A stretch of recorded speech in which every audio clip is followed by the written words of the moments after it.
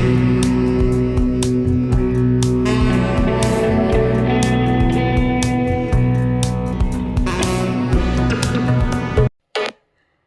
Friends, ஒரு ஹெல்தியான breakfast பார்க்கலாம். ஃபஸ்ட்டு இது எப்படி ரெடி பண்ணியிருக்கேன்னா, ராகியும் உளுந்தும் ஊற வச்சு நம்ம மாவை ரெடி பண்ணி அதை இட்லியாக மாற்றிருக்கோம்.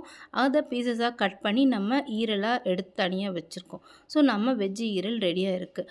ஒரு கடாயில் நீங்கள் கடுகு உளுந்து போட்டு அதுக்கப்புறமா நம்ம ஆனியன் போடுறோம். ஆனியன் நல்லா வதங்கணும். ஆனியன் கோல்டன் ப்ரௌன் ஆனதுக்கப்புறமா நம்ம தக்காளி சேர்க்குறோம். தக்காளி சேர்த்து நல்லா நீங்கள் வதக்கும் போது எந்த அளவுக்கு நீங்கள் இந்த ஆயிலோடு வதங்குதோ நமக்கு டேஸ்ட்டு கிடைக்கும். ஸோ அதனால் ஆனியனும் டொமேட்டோவும் நல்லா வதங்கணும். அதுக்கப்புறமா நம்ம பச்சை மிளகாய் சேர்க்குறோம். உங்களுக்கு எந்த அளவுக்கு காரம் வேணுமோ அந்த அளவுக்கு நீங்கள் பச்சை மிளகாய் ஆட் பண்ணிக்கோங்க.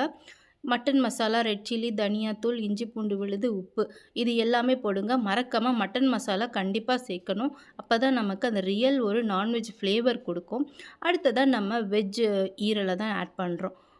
இதோடு நீங்கள் ஆட் பண்ணி மிக்ஸ் பண்ணும்போது நல்லா மிக்ஸ் ஆகிட்டு வரும். அந்த மசாலாஸோட இந்த ஆயிலோட நம்ம போட்டிருக்க இஞ்சி பூண்டு பேஸ்ட்டு, சால்ட்டு எல்லாமே சால்ட்டு கொஞ்சம் கம்மியாக போட்டுக்கோங்க. ஆல்ரெடி நம்ம இந்த மாவுலேயே நம்ம உப்பு போட்டிருப்போம்.